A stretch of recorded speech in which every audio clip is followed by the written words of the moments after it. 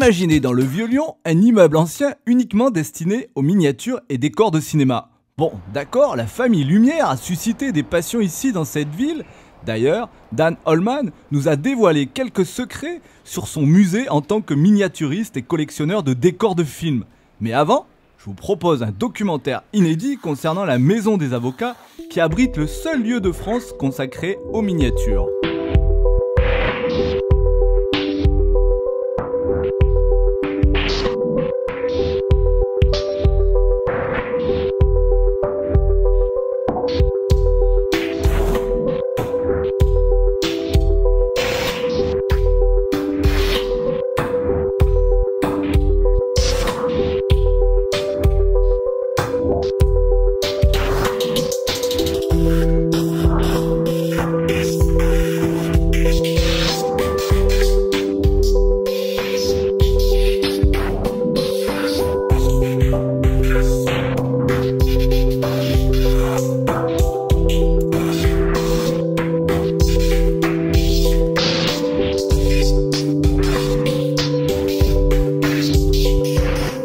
Vous avez pu voir les décors de films reconstitués ici, c'était pour le film Le Parfum.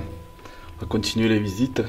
Alors c'est un peu sombre, mais ça vaut le coup puisque on voit les détails des petits personnages et également les détails des flacons.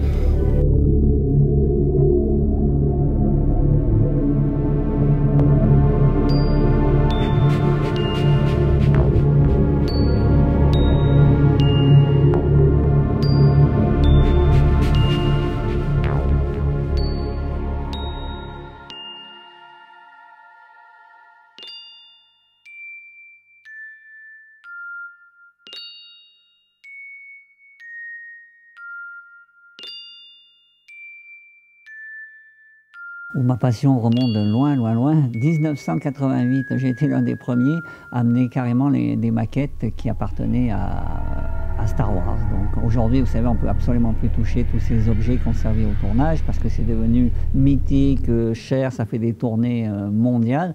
Mais autrefois, en connaissant Steve Godet et Mark Stetson, que j'avais rencontré dans un laboratoire de moulage, eh bien, on était devenus très amis et j'ai eu l'occasion en 1988 de simplement choisir sur les étagères, comme ça, dans le Lucasfilm, est-ce que je peux prendre cette pièce, cette pièce, cette pièce. Vous voyez, donc ça a été l'aventure a démarré comme ça avec des maquettes de Star Wars.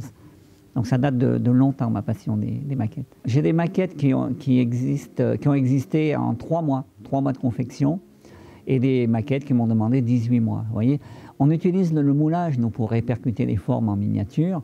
Et si un lieu est énormément basé sur des pièces qui se répètent, comme ça, des voûtes, des arches ou des portes et des fenêtres qui sont un peu identiques, un peu la grande usine, eh bien ça nous permet, par moulage, d'aller plus vite. C'est pour ça que ça sera des fois 3 mois sur une pièce, ou alors 18 mois sur quelque chose où tous les détails sont différents, de part en part. C'est pas évident, vous savez, d'aller dans des ateliers d'effets spéciaux, des maquettistes et tout ça, et de les sortir au grand public, de faire voir comment ces magiciens du 7e art travaillent.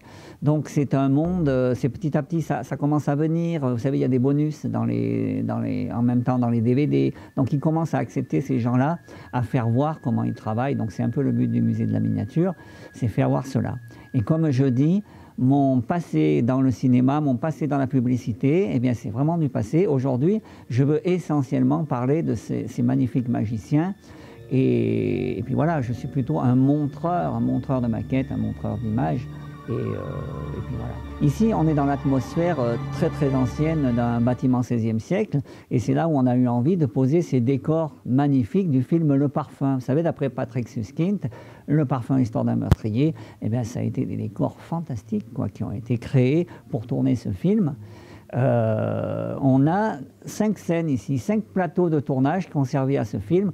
Pourquoi je dis fantastique? C'est que le film historique demande un boulot de fou. Vous voyez la scène dans laquelle on est là, c'est une parfumerie qui a servi dans ce film Le Parfum. Eh bien, cette scène a demandé 8 mois de travail pour 8 décorateurs, 8 mois de travail à 8 décorateurs continuellement pour faire cette scène. Et pourtant, il y a 2 secondes et demie d'image à la sortie dans cette scène.